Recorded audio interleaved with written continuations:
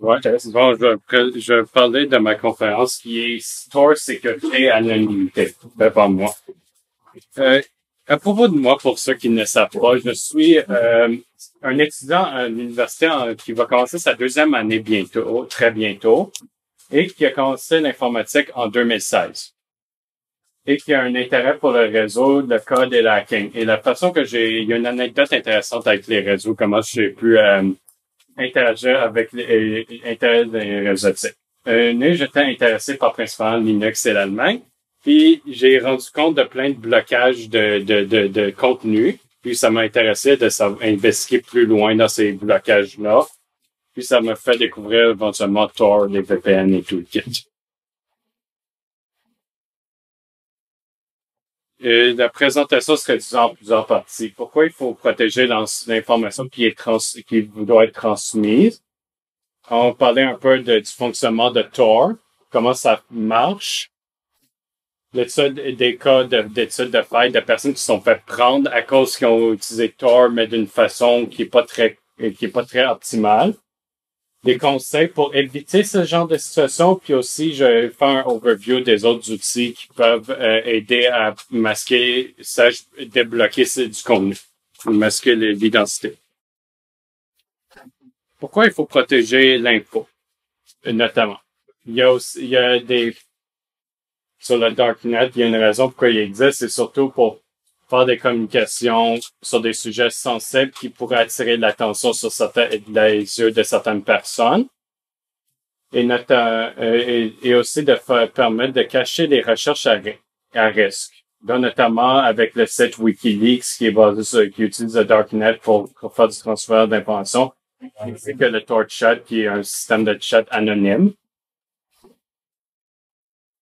Et vous voulez savoir quel type d'information qui est risquée dans le fond, qui pourrait attirer l'attention. Ce serait, par exemple, des communications de dissidence politique, d'organisations de désobéissance envers certains gouvernements tyranniques, dont notamment la Chine et la Russie, des personnes qui expriment des opinions différentes de ceux qui sont de la norme dans certaines situations, partager de l'information non censurée, de faire le partage, envoyer les nouvelles, mais de façon que qu'il soit honnête et de façon comme il devrait être dit, pas modifié pour plaire certains intérêts. Aussi, de faire des transferts de documents confidentiels, dont notamment WikiLeaks en 2013, qui ont fait le transfert des leaks Snowden, qui a permis de savoir que on se faisait espionner, ou les leaks en 2007 sur la guerre en Afghanistan, qu'il y a des soldats américains qui ont attaqué des Afghans innocents à cause qu'ils prêtaient main à deux personnes blessées dans la rue. Puis aussi, ce que j'ai entendu parler au DEFCON une fois, puis que ça pouvait être utilisé Tor, c'est que des fois, en cherchant des conditions médicales, par exemple, pour savoir qu'est-ce qu'on a, puis si on devrait aller à l'urgence ou pas, lorsqu'on sent plus ou moins bien, les compagnies d'assurance maladie peuvent regarder ça, puis augmenter nos primes à cause de ça. So, il est très important dans ce cas de cacher que ça pourrait être une recherche à cacher, surtout pour éviter des augmentations de primes injustifiées juste parce qu'on est curieux d'une certaine façon à une maladie, des symptômes, ou toute information intéressante pouvant demander la censure ou la surveillance, dont notamment toute autre information comme des nouvelles, des communications, des recherches X, des rencontres, des lieux sur des rencontres plus ou moins rapports. Ce que je vais expliquer après qu'est-ce qui est arrivé. Pourquoi j'ai décidé de faire notamment la présentation, c'est à cause de plusieurs événements qui sont passés au cours des dernières années, qui ont relevé de la font partie de la censure ou qui ont été personnes ont fait essayer de faire silence sur l'opinion d'autres pour des raisons X. Donc, notamment, il y a quelques semaines, il y a un article sur The Register qui disait que la Chine et la Russie voulaient bloquer les VPN pour la simple et bonne raison qu'ils pouvaient accéder aux nouvelles de l'Ouest, puis il y a des communications pouvant mener à l'organisation de manifestations, des nouvelles qui sont plus ou moins correctes, sont ces dirigeants-là. Aussi, il y a un autre cas qui est tellement intéressant, puis ça c'est un cas que ça dépend de qui tu es, mais des fois, tu vas considérer ça plus ou moins bon.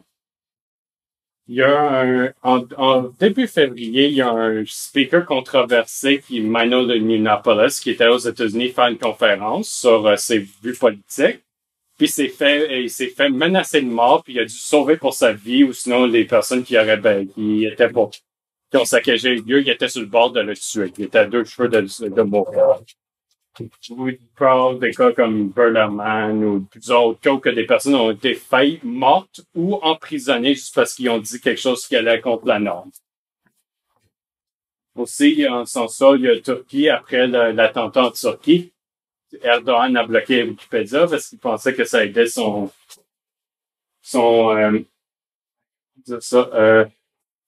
un blanc de mémoire, son opposant Gulen. Ou sinon, il y a le fameux histoire de Hong Kong et la Chine sur les livres. Les livres qui sont bannis. Puis les libraires faisaient en sorte de faire la libre circulation du savoir tant que le gouvernement chinois les a pas, puis les kidnappaient, puis les torturaient. Après ces libraires-là, juste pour faire une transmission de savoir. Puis aussi, il y a le cas très fameux au Canada de Raif Badawi qui se passe, qui a fait juste un blog de nouvelles qui était contre les opinions de l'Arabie Saoudite, puis il a été condamné à recevoir plusieurs coups de fouet juste pour une opinion dissidente. En parlant de ces cas, quelles sont les menaces, dans le fond, pour les différentes informations qui circulent sur l'Internet? Notamment les politiques, les gouvernements absolutistes, dont notamment la Chine et la Turquie, des extrémistes de toutes sortes, que ce soit des extrémistes de gauche, de droite, religieux, whatever, qui sont prêts à tout commettre pour faire le silence de l'information qui les contredit comment dire ça? Désolé, je suis un peu socially awkward, mais beliefs. Ou aussi, qu'on voit plus en plus aux États-Unis puis dans d'autres pays, le political correctness, où que certaines opinions, à cause sont pas qui peuvent offenser beaucoup de monde, sont censurées. Dans ce monde-ci, où que la surveillance et la censure sont très en demande, quels outils, et je me suis posé la question, quels outils on pourrait utiliser pour se protéger dans le fond de situations inconfortables, pouvant mener notre vie à mort. Il y a les outils qui s'appellent les darknets, les réseaux cachés, comme le Tor Network et I2P, les logless VPN comme le VPN que je montre ici, Tor VPN, qui permettent de communiquer, de faire du transfert de pays et du geo-blocking sans se faire reconnaître, puis que la compagnie aucune des compagnies Internet ont aucune façon de déterminer ton activité, ou encore les chats encryptés comme CryptoChat. CryptoCat, je voulais dire. Parler un peu de Tor.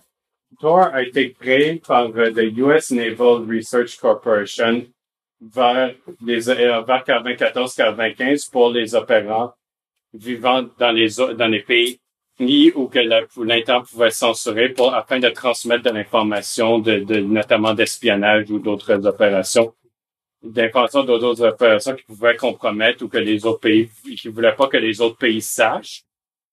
L'idée a été développée, puis en 2001-2002, il y a eu le premier client open source, le premier client a été rendu disponible sur Internet pour que le grand public puisse y accéder. Et après ça, en 2004, un organisme américain qui favorise les droits individuels, les droits de liberté de presse et de la liberté de vie privée, l'EFF a décidé de prendre en charge et de financer le projet. Vous voulez savoir Tor, c'est notamment un réseau de plusieurs peers et de plusieurs nodes qui utilisent un serveur pour lister toute la liste de ces nodes-là disponibles dans le monde. Et ça utilise et que ça fournit aussi un proxy SOX pour le DNS, les requêtes DNS qu'on va parler plus tard. Or, à travers les différents nodes. La première étape, c'est que le client se connecte au directory server qui va donner la liste des nodes disponibles partout dans le monde en même temps. Après ça, c'est que le client va se connecter au node par connexion P2P. Ça va pas être serveur client, mais ça va être les différents clients qui permettent le transfert de nodes. Il faut se connecter ensemble. Puis les entrants et exit nodes, ça va être partout dans le monde. Ça va être des ordinateurs de vendeurs qui vont être disponibles partout dans le monde, qui vont être choisis au hasard dépendant de la disponibilité. Puis à chaque fois, ça va encrypter le trafic interne avec une encryption de type RSA. J'essaie de trouver de l'information sur Tor pour l'encryption, puis c'est le plus jour que j'ai pu, jour que de 1024 bits entre chaque node, ce qui explique notamment la lenteur entre lorsqu'on envoie une requête du réseau interne Tor vers un réseau externe, pour aller sur le ClearNet. Puis aussi, les nœuds se régénèrent à chaque requête. Le entry et middle puis exit node changent randomly en fonction de chaque requête. Puis ils en rentrent en utilisant le même protocole à chaque fois que tu refresh une page ou tu vas cliquer sur un lien puis pour aller sur un site Internet. Il y a plusieurs méthodes pour accéder à Tor qui existent, dont notamment une des plus sécures, le navigateur, le système d'exploitation Tails, que je vais pas aborder durant la présentation. Un client, comme par exemple le système d'exploitation Gentoo Gentoo Wiki offre une parfaite documentation pour savoir comment c'est la Tor pour que toutes les applications installées sur l'ordinateur puissent s'y connecter, mais c'est un désavantage, c'est qu'il faut configurer tout en même temps.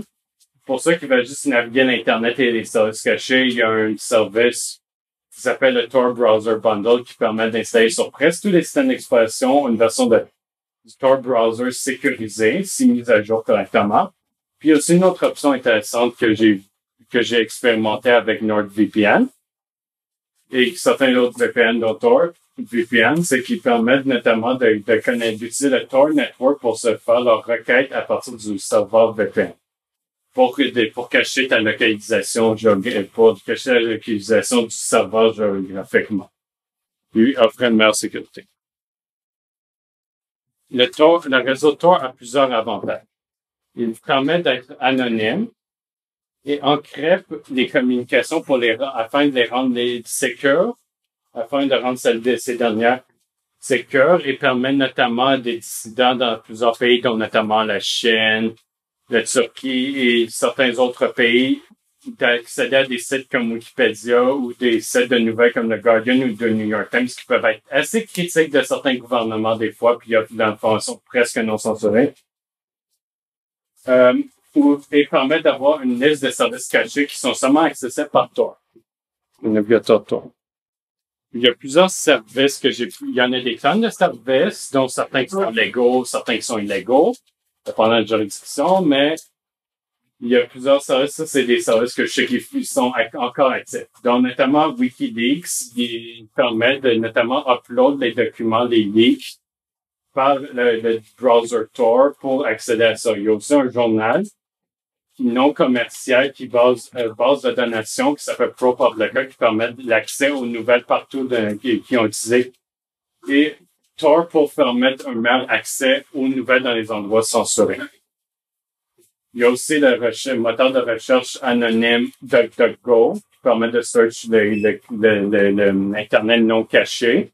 Il y a aussi un article que j'ai trouvé intéressant pour ceux qui sont en sécurité puis ils veulent voir leur configuration sont bien à jour pour maximiser les leaks et pour maximiser la protection contre les leaks et tout ça. How to Exit the Matrix, c'est un blog sur le Darknet expliquant toutes les configurations de sécurité à savoir pour éviter de se faire snoop sur le Darknet. Puis aussi, il y a plusieurs services de courrier anonymes, dont Gorilla Mail. Puis il y a plusieurs autres que j'ai pas listés, mais qui sont disponibles sur le Hidden Wiki. C'est pour ceux pour eux autres qui veulent faire la recherche. Ouais. Mais quand il y a des avantages, il y a toujours des désavantages avec une technologie. Notamment, le premier désavantage, c'est que le Tor, c'est pas infaillible. Aucune technologie est infaillible aux vulnérabilités de sécurité. Il y a possibilité, il y a eu des cas il y a quelques années, notamment dans le point où que DEFCON 22 a été première, est passé, du monde qui ont été comment dire ça, identifiés à cause qu'ils n'ont pas fait une étape, ils ont skippé une étape dans la configuration de sécurité pour X raisons. Aussi, le réseau Tor, pour ceux qui l'utilisent, qui l'ont déjà utilisé, puis qui ont déjà mis la sécurité maximale, ça peut être extrêmement lent, comme une connexion d'Internet dial-up des années 90, mais sur un Internet d'aujourd'hui. Puis aussi peut être identifié par les ISP par les pays, dont notamment la Chine, qui a fait plusieurs efforts. Or, depuis quelques années, ça fait au moins 10 ans, qui ont fait des efforts pour bloquer le réseau Tor de leur pays. Il y a plusieurs exemples de négligence qui peuvent se passer au niveau du réseau Tor. Par exemple, la première négligence qui est la plus commune, c'est de ne pas mettre son système à jour. Et il y a un cas très fameux en 2012-2013 à propos de ça, dont Freedom Hosting qui s'est passé. De pas faire attention, il y a un autre cas de quelqu'un qui s'est fait pris à cause qu'il n'a pas fait un recount du réseau, puis il n'a pas analysé le trafic pour voir s'il y avait l'espionnage sur le réseau et tout ça, l'identification. Aussi, il y a un autre cas que quelqu'un a exposé l'origine de ses paquets réseau à cause qu'il a décidé de skipper tard une fois parce qu'il voulait comme du temps, il était un peu large cette fois-là. Ou sinon, de relever de l'information identifiable sans s'en rendre compte. Ce qui veut dire, par exemple, de poser des affaires sur le darknet qui pourrait mettre sa identité révélée, pas faire attention aux leaks, puis que ça révèle ta vraie adresse IP ou vraie adresse MAC ou vraie localisation et tout. Puis d'informations qui pourraient être identifiables ou ta localisation géographique où l'individu peut être. Comment sécuriser Tor? Il y a plusieurs façons de sécuriser le réseau Tor. Donc, notamment, d'utiliser un proxy pour le DNS. Le DNS, c'est quelque chose de très important. Surtout quand on le fait manuellement. Si on télécharge le Tails ou le Browser Bundle, il n'y a aucun, c'est déjà configuré pour le DNS pour éviter les exploits. Aussi, utiliser un pont peut être utile pour éviter de se faire snooper et se faire identifier. Donc, notamment le pont le plus commun qui serait le OBFS4, qui est un des ponts les plus connus et recommandés du système Tor. D'exécuter le système Tails en système live pour notamment éviter les problèmes avec les traces qui pourraient être identifiées par les équipes de forensic. Mettre le système à jour, moi j'ai mis surtout OS et Tor parce que ça c'est le système d'exploitation et peut contenir plusieurs failles qui peuvent être identifiées dans notamment des leaks SSH, des leaks de plusieurs protocoles qui pourraient identifier le réseau. Et puis plusieurs leaks. Bon. Et puis l'avantage c'est le réseau Tor lui-même parce que avec tous les composantes reliées, parce que si on fait pas, comme je vais montrer plus tard dans la présentation, que si on fait pas attention à updater le Tor, aucune de ces composantes, il peut arriver on peut se faire pogner. Ou sinon, une autre façon, c'est si on utilise un service, dans le fond comme Tor ou VPN, il faut l'utiliser régulièrement pour éviter l'impression d'associer que les personnes qui puissent voir qu'on est Tor associent toujours ça à des mauvaises actions, des actions qu'on voudrait pas qu'ils sachent. Aussi, il faut faire très important, il faut surveiller le réseau qu'on est dessus pour voir s'il y a des mesures de protection, des mesures de tracking comme le trackage des adresses MAC, savoir différents services, qu'il y a du logging, est-ce qu'il y a plusieurs services qui ont été activés pour faire en sorte de rendre ça plus facile pour l'identification. La première étape pour la sécuriser un réseau, ce serait d'utiliser un domain name server différent. Ça peut compromettre la sécurité entière juste parce que nous, les humains, on utilise du texte pour identifier, pour se rappeler des adresses de l'information et pas des chiffres. Ça, on a besoin d'une étape pour la traduire les lettres en chiffres. Ça s'appelle le DNS. Comme par exemple, si on veut aller sur un site comme google.df, il faut utiliser, si on connaît pas l'adresse IP directement, il faut taper google.df, il faut qu'un serveur fasse transférer la requête, transférer ça en adresse IP normale. Et aussi, il faut utiliser comme je dis tantôt, le DNS de Tor avec le SOX proxy pour éviter de se parler. Comme il y a une bonne image ici qui explique le DNS VSP que ça peut faire, que ça peut leak l'information que même si tu as tout sécure, l'information que tu aurais cherché, et que ton ISP qui surveille, qui own le serveur DNS puisse le savoir. Une des alternatives à ça, ce serait d'utiliser un service de DNS libre comme OpenDNS qui n'est associé à aucun ISP ou aucun pays en particulier. Qu'est-ce qui arrive à un DNS? J'ai fait une image, j'essaie de faire un graphique de réseau pour expliquer un peu ce qui pourrait arriver dans le cas si on ne sécurisait pas le DNS total. On va dire que Thomas Muller veut aller sur le site du Guardian. Il utilise un VPN sans DNS, dans ce cas, pour y aller. Il faut qu'il connecte au DNS server, puis sa compagnie Internet de checkable, il sait qu'il est allé sur le Guardian, puis il a demandé l'adresse IP, même s'il utilisait un VPN ou un proxy pour aller sur Internet. Pour aller sur le Guardian, sa compagnie d'Internet sait qu'il est allé sur ce site-là parce qu'ils ont notre serveur DNS, puis c'est le site Internet, c'est quoi? Le site Internet, c'est quoi l'adresse où il est allé? Il y a plusieurs façons de tester les leaks DNS. En premier, il faut savoir son service de DNS de base avec ton IS, avec l'ISP que tu utilises ou le VPN que tu utilises ou whatever, la connexion de base.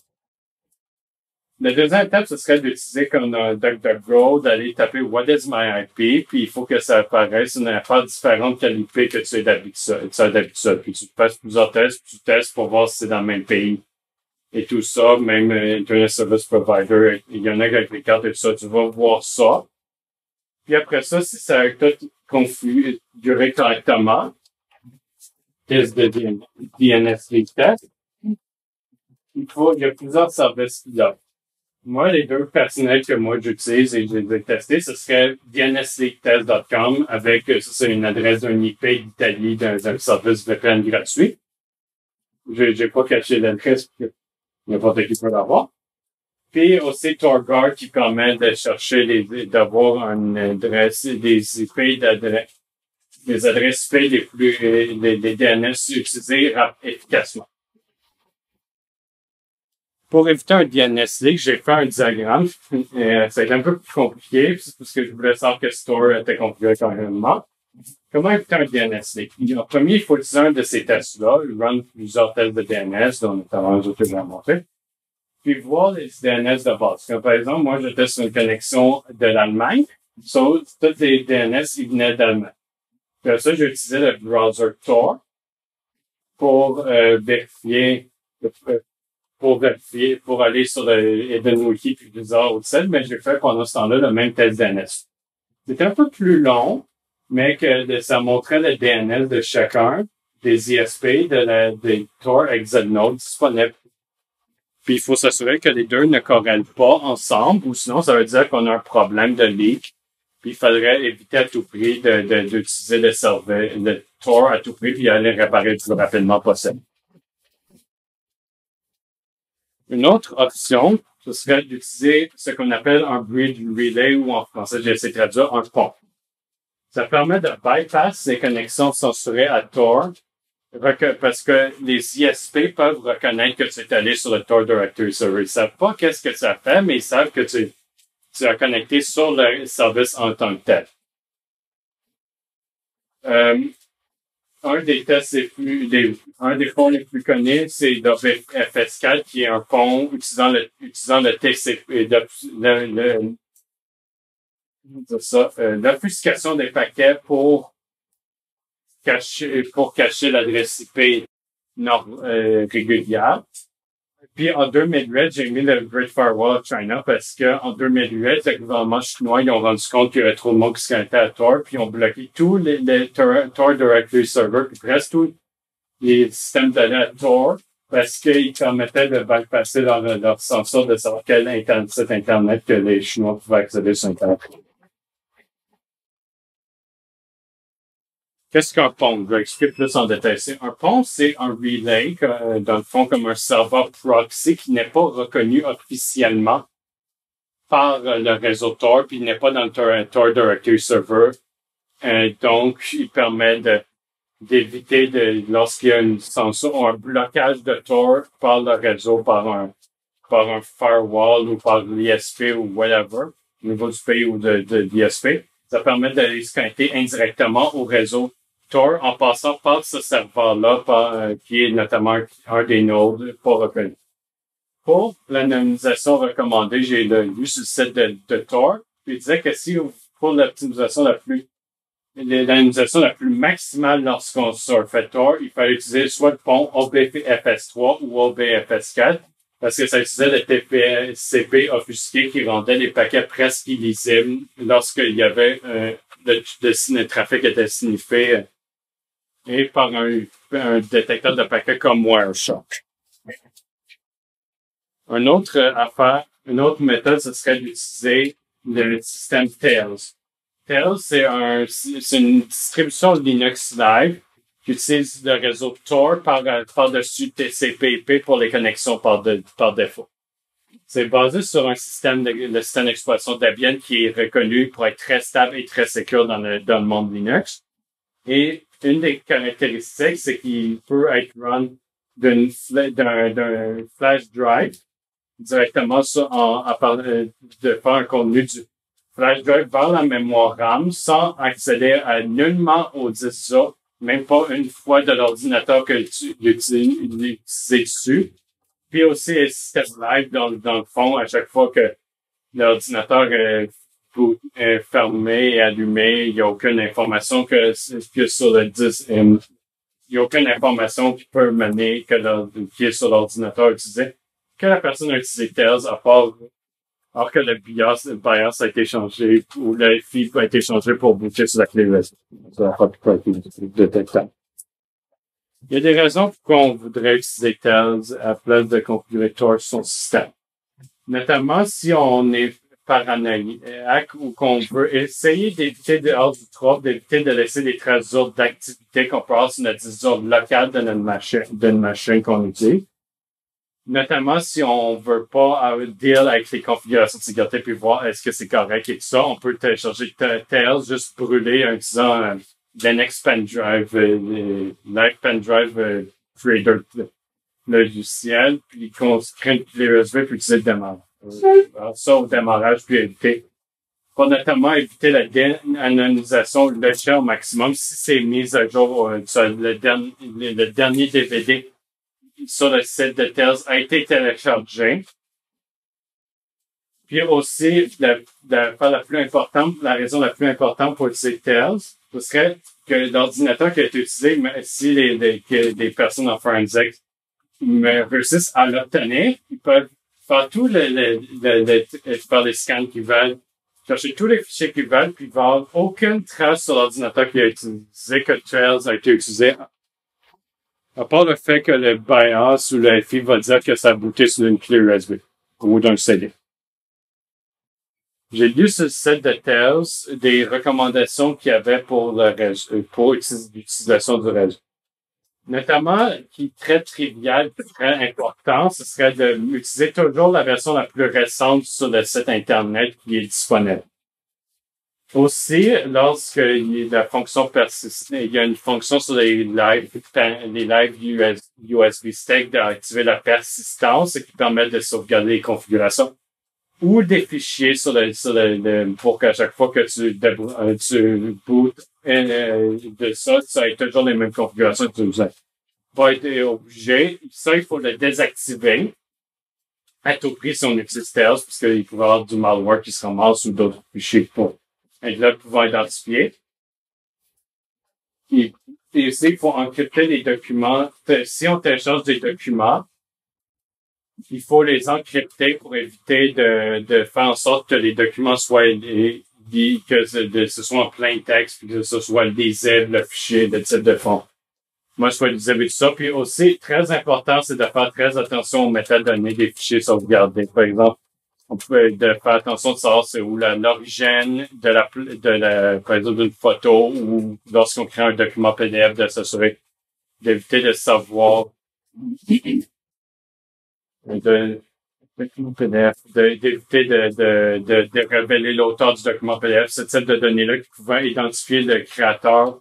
Puis aussi une autre affaire qu'il disait au propos des fichiers que j'ai pas mentionné, c'est que si on télécharge des fichiers sur Tor, il est très vital d'utiliser une machine virtuelle ou un ordinateur qui n'a pas d'accès réseau parce que c'est en ouvrant certains fichiers, dont notamment des docs, des documents Word ou des PDF, ça peut envoyer de l'information sur Internet de l'identifiant.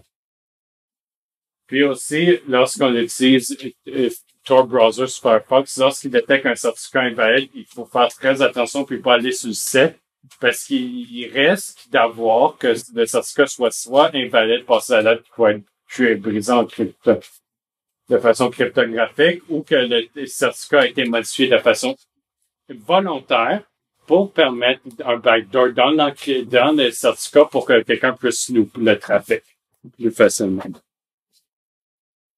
Il faut aussi, qui est aussi très important avec le réseau Tor puis tous les composants, c'est de mettre à jour.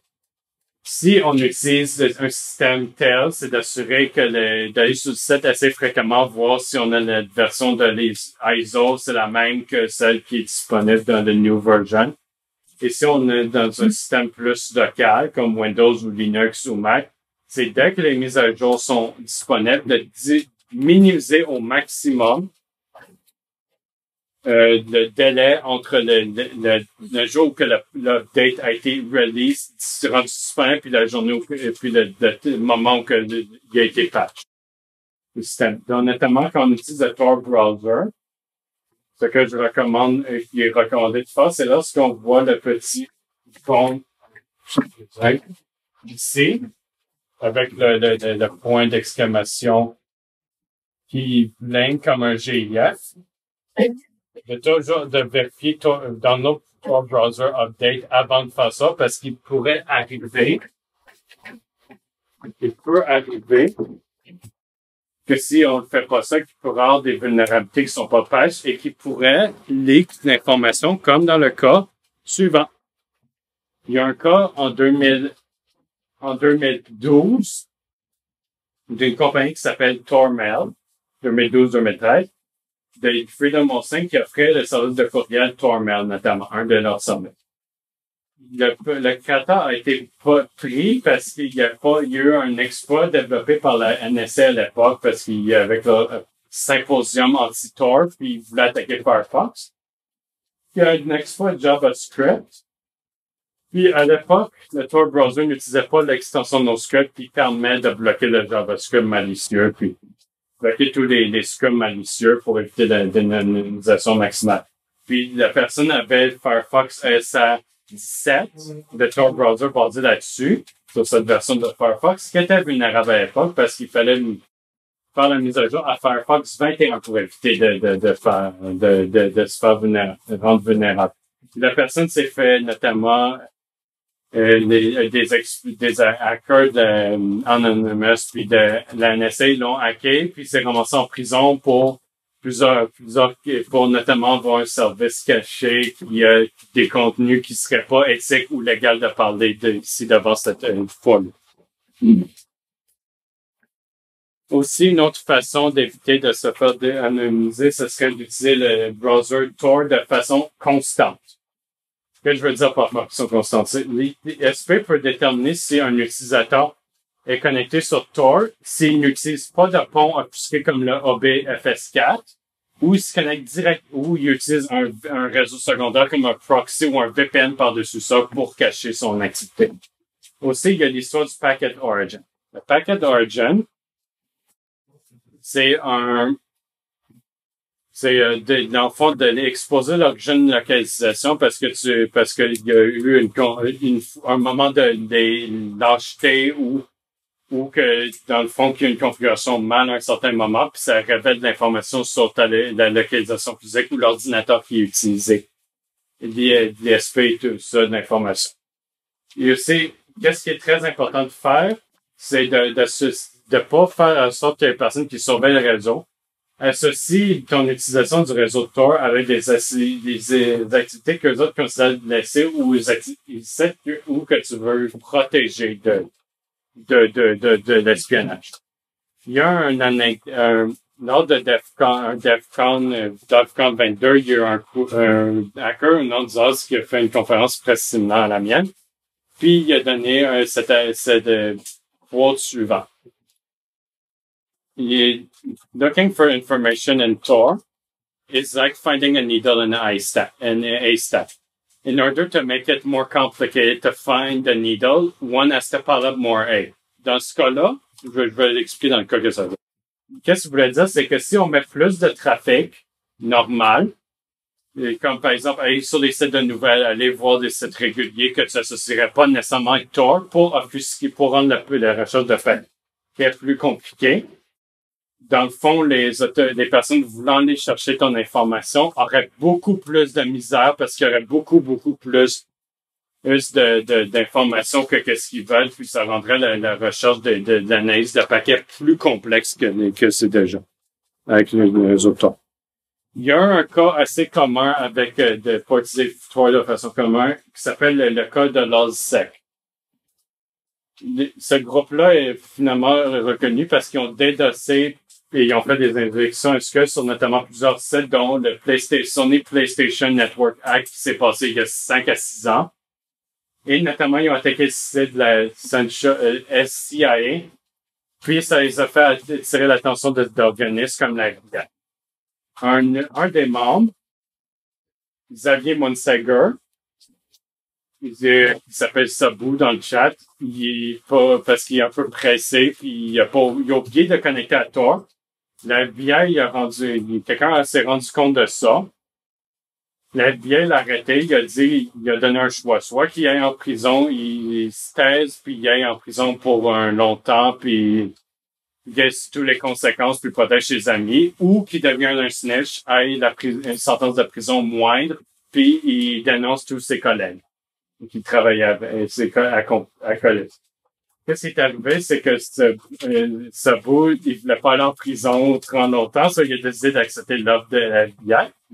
Puis, à cause de ça, un autre membre, Jerry Hammond, Sub-G, il a été arrêté parce qu'il révélait toute son information sur le chat privé, puis la FBI a pu l'arrêter. Arrêter Jerry Hammond grâce à l'erreur de packet origin de Xavier Monsegur. Une autre affaire qu'il faut faire attention aussi, ce serait de surveiller le réseau qu'on utilise. Dans le fond, de faire de la reconnaissance. C'est une étape très importante pour pas la négliger. Dans le fond, quand on utilise Tor, il faut éviter des réseaux et qu'on veut faire une affaire que ça pourrait attirer l'attention. Il faut éviter des réseaux à log très importants, dont notamment les universités, les institutions académiques, des lieux de travail où un sysadmin pourrait mettre beaucoup de logs pour éviter des virus puis d'autres activités ou des hacks, puis déterminer qui a fait ça, ou d'autres services comme des VPN gratuits ou whatever qui utilisent beaucoup de logging pour des raisons ici. Dans le fond, il faut favoriser dans ce cas-là des VPN sans log au sens strict, pas dans le sens du marketing, mais dans le sens qu'ils vont pas log peu importe quoi. Il y a un gars qui est un ex-politicien suédois qui a fait une vidéo très intéressante là-dessus. Il a décrit un réseau qui est à peu près cette compagnie-là. C'est pas un des seuls qui fait ça. Mais il a expliqué que le réseau, qu'est-ce qu'il faisait, c'était qu'il allait pas log, il allait tout détruire l'information identifiable, sauf qu'est-ce qu'il utilisait pour eux, pour déterminer les servers crash puis réparer leur serveur.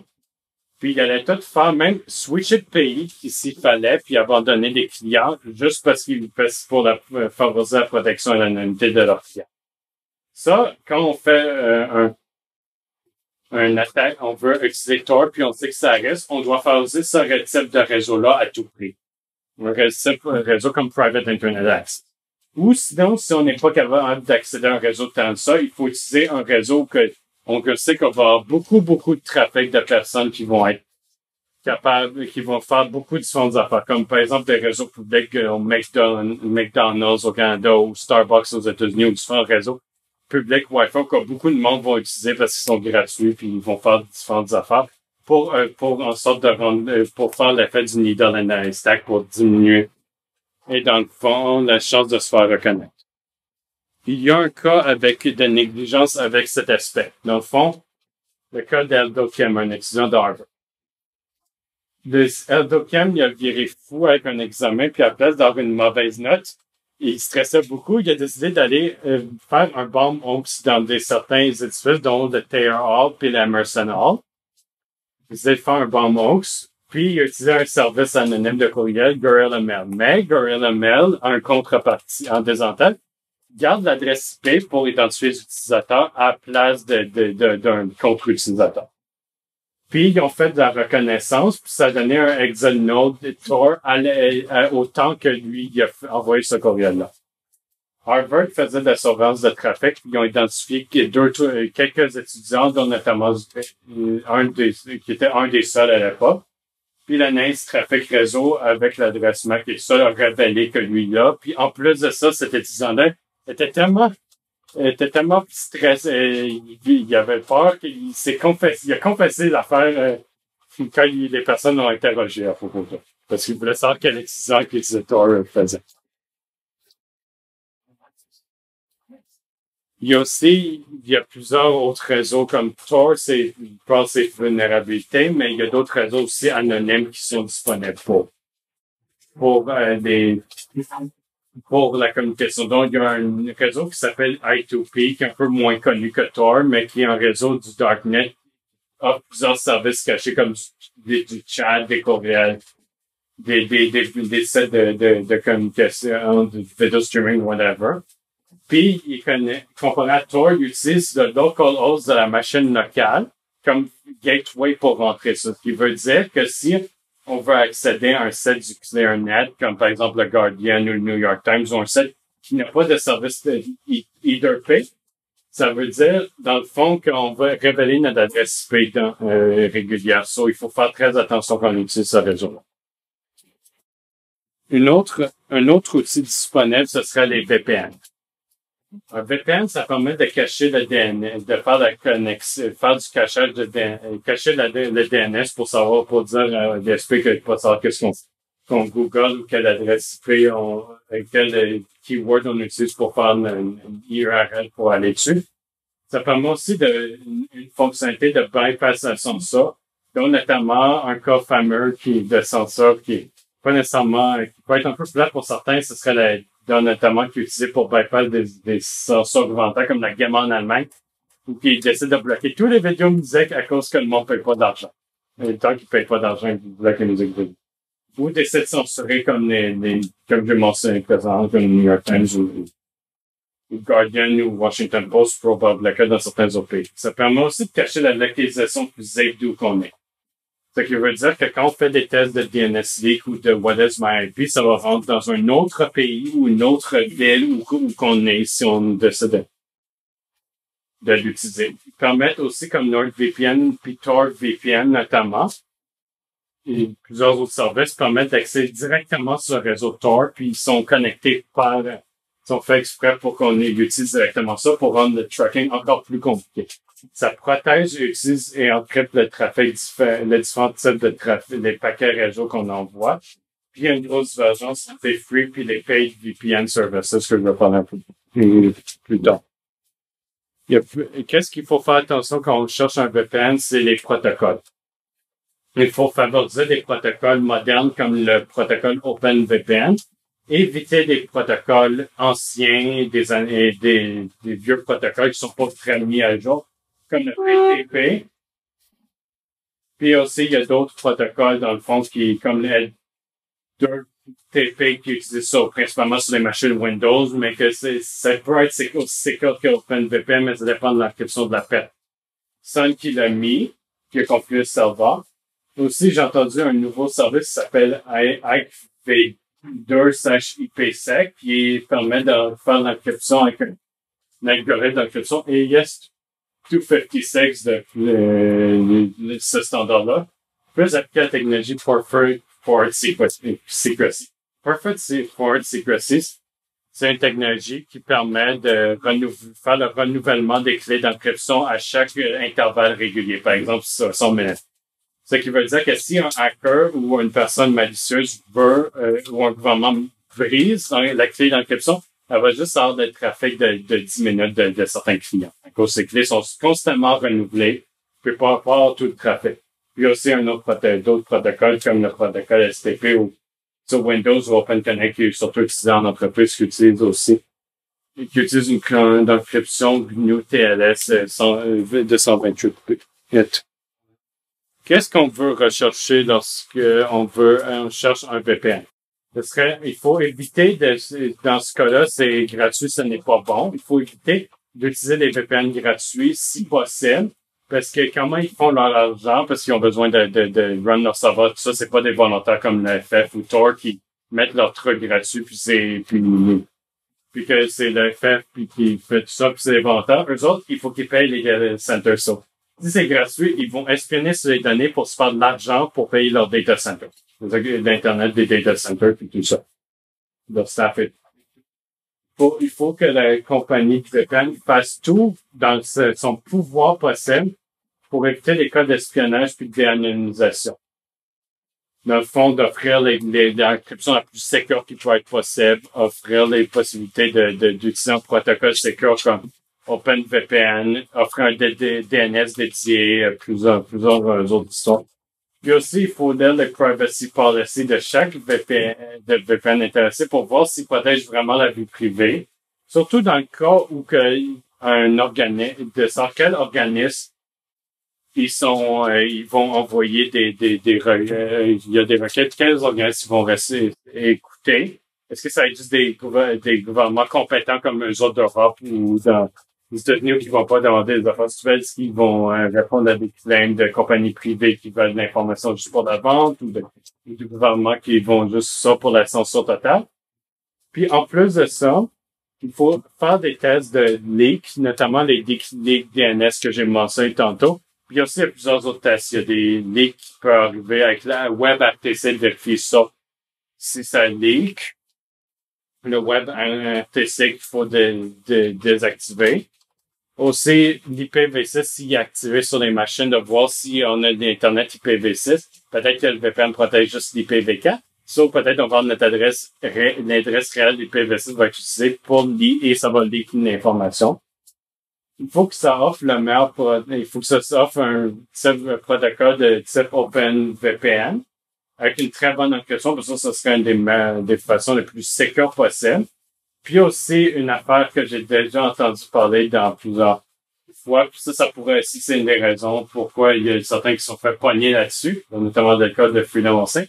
Il faut que tu fasses attention à la méthode de paiement, puisque si tu payes avec ta carte de crédit réelle, ils vont avoir accès au transaction record, puis tu vas avoir le vrai nom ou whatever. Si on fait pas attention, on peut faire avec Bitcoin ou une autre méthode de paiement anonyme. Et ça pourrait que lorsqu'il y a information de paiement, ça peut révéler notre vraie identité. Il y a un autre outil qui est offert pour qui permet d'encrypter, de protéger les encrypted chats, comme qui encrypte les messages envoyés, comme dans le Slack qu'on a, mais après ça utilise un algorithme d'encryption pour chaque fichier puis un message envoyé. Ça peut utiliser le réseau Tor, comme dans le cas du Tor Chat que je vais parler, une prochaine diapo. Ça peut utiliser différents protocoles d'envoi qui sont disponibles pour le chat, dont notamment l'IRC, l'XMPP, d'autres. Puis ça peut utiliser d'autres, il y en a, ils sont chacun différents et ils utilisent des algorithmes d'encryption différents. Donc certains vont avoir des algorithmes très modernes, d'autres pas des algorithmes très, qui sont un peu dated, d'autres avec d'encryption très forte, mais qui est lente, puis d'autres pas d'encryption, mais très rapide. Je vais me voir deux exemples qui sont connus. Le Tor Chat et CryptoCat. On va commencer par Tor Chat. Tor Chat, c'est un réseau qui utilise le réseau Tor pour communiquer. Il utilise des licences cachées, des sites .onion pour maximiser l'anonymat. Mais, Ce service-là semble beau sur papier, mais j'ai lu un article de l'Université de Tallinn en Estonie en 2015 qui parlait de ce système-là, mais qui disait qu'ils ont pu faire, il y a eu beaucoup de corruption, le programme cause beaucoup de corruption mémoire. Puis notamment quand on mettait plusieurs fichiers, l'upload de plusieurs fichiers en rangée, ou qu'il y avait un fichier de plus grand que ou égal à 20 mégabits à la fois, puis que permettait notamment de override la mémoire, puis introduire des fonctionnalités, puis de faire du spawning avec. Puis dans ce rapport-là, qui date de 2015, il disait que les versions de Debian puis de Arch, il fixait ces patchs-là, mais que Windows, quant à lui, il fallait l'éviter à tout prix parce qu'il y avait ces vulnérabilités-là. Il pouvait exposer et être manipulé pour exposer plein d'informations. Puis finalement, un chat qui est plus moderne et updaté, ce serait CryptoCat, que sûrement plusieurs de vous avez entendu parler parce qu'ils ont un très bon bug bounty programme. CryptoCat, ça utilise un algorithme d'encryption différent dépendant de qu'est-ce que tu envoies. Et ça utilise un AES pour l'encryption, plus ça utilise un hachage. À place de loguer l'information pour la login, en plein texte, ça utilise un hash de SHA-256 qui apparemment, selon la dernière fois que j'ai vu sur Hacker News, c'est pas très facile à briser parce que il n'utilise pas l'MD5 parce que ça peut être brisé facilement, ni le SHA-1 parce qu'il faut pas, mais surtout que ça peut être brisé en une heure, ces affaires. Ça utilise le protocole de chat XMPP pour faire le chat. Puis aussi, quand on envoie les fichiers, ça les encrypte. Les fichiers en tant qu'affaire pour éviter que lorsqu'on envoie un fichier, ça révèle des informations de nos identifiants. Puis, puis aussi, il y a un programme de bug bounty très généreux pour ceux qui sont bons à hacking, qui peuvent découvrir des failles mémoire. Alors, pour déterminer ça, parce qu'ils veulent être le système le plus sécure possible. Et puis, aussi, tant qu'à faire, j'ai oublié de mentionner ça dans la présentation, je vais mentionner tant qu'à faire, les fichiers sont sauvegardés sur un serveur, mais pour éviter des problèmes d'espace, puis pour la sécurité, ils vont enlever les fichiers. Quand tu mets un fichier uploadé là, il faut que tu le mettes à jour à chaque 30 jours parce qu'ils vont l'enlever pour économiser de l'espace pour la protection. En conclusion, il faut utiliser l'utilisation d'outils multiples comme les VPN, Tor, les chats et tout ça intelligemment. Et dans le fond, toujours savoir si on utilise un outil, c'est quoi la meilleure façon de l'utiliser. Il faut aussi s'assurer que toujours notre système d'exploitation puis les logiciels pouvant reveal l'information soit le plus sécure possible. Puis aussi, avec chaque étape, il faut toujours faire de la reconnaissance réseau puis de différents types de reconnaissance parce que c'est très important de s'assurer que le réseau le logging du réseau, notamment, puis d'autres et de s'assurer de savoir qu'est-ce qu'on a à faire avec pour déterminer si on doit déplacer sur un autre réseau ou est-ce qu'on peut l'utiliser, est-ce qu'on doit mettre un VPN de par-dessus, puis whatever. Il faut aussi faire attention aux différentes politiques des ISP / VPN / provider d'Internet pour voir s'ils loguent. Qu'est-ce qu'ils font avec les logs? Combien de temps ils les gardent s'ils loguent? Est-ce qu'ils vont loguer ces affaires est-ce qu'ils vont loguer sur Tor? Est-ce qu'ils comprennent avec le DMCA, avec les compagnies privées? Si oui, puis savoir comment ils deal avec ces affaires. C'est les données lorsqu'ils sont forcés à donner les données des clients. Et aussi, il faut faire attention à certains services gratuits qui sont pas open source ou maintenus par les volontaires. Parce qu'ils pourraient, notamment les VPN, parce qu'ils pourraient contenir des caches cachés, dont notamment VPN gratuit qui snoop ses données ou Windows 10 gratuit qui snoop ses données en plus parce qu'il faut qu'ils se fassent de l'argent d'une façon. Si c'est pas open source ou maintenu par des volontaires, ça veut dire que c'est gratuit, il y a une cache puis ça peut snoop l'information. Merci. Avez-vous des questions?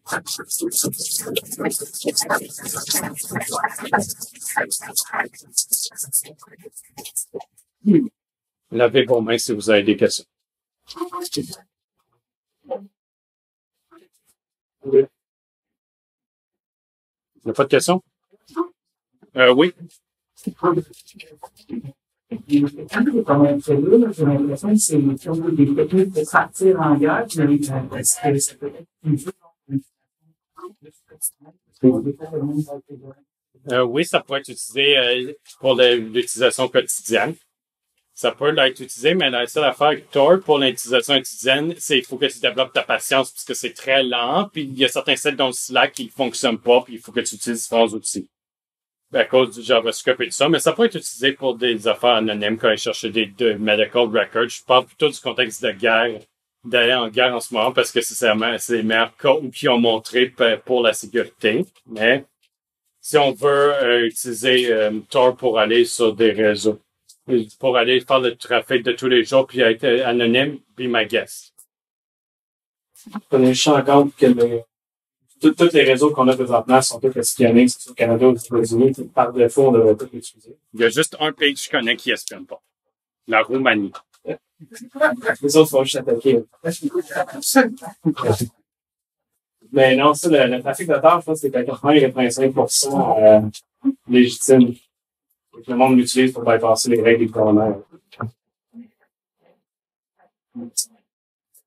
D'autres questions?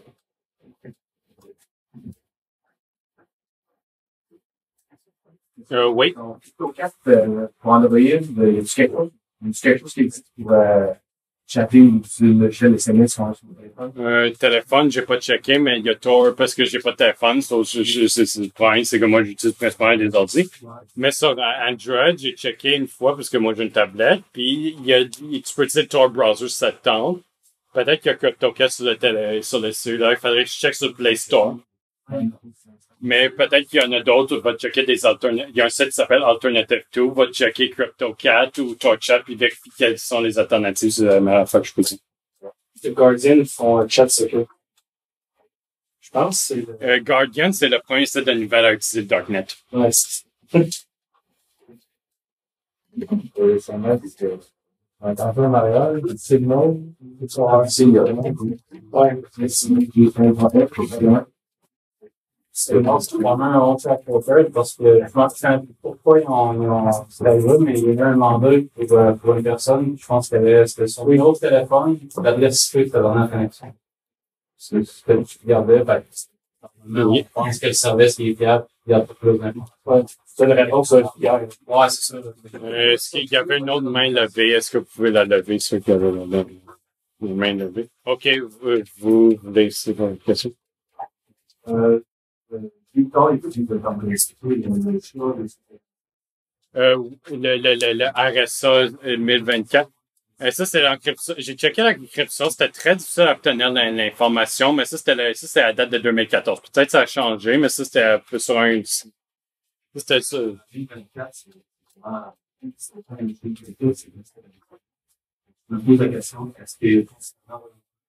Je crois que oui, ça doit être constamment renouvelé parce que c'est sur open source, puis le FF, eux autres sont très agressifs là-dessus, ils vont updater leur technologie très efficacement. Peut-être que c'est ça, mais peut-être que c'est pas public leur algorithme d'encryption, puis c'est la seule affaire d'information que je pouvais obtenir, c'était lui de 2014 puis c'est 2024. Peut-être que c'est en 2048, je ne sais pas. 96, il y a plusieurs VPN que je connais qui utilisent ça, sauf peut-être Tor pourrait l'utiliser, parce que c'est plus sécure dans les VPN, notamment Express, puis Tor, et NordVPN offre la possibilité, pourquoi Tor pourra pas le faire. T'as plus qu'un node aussi. Ouais. C'est sur la performance. Oui. C'est sûr. C'est là.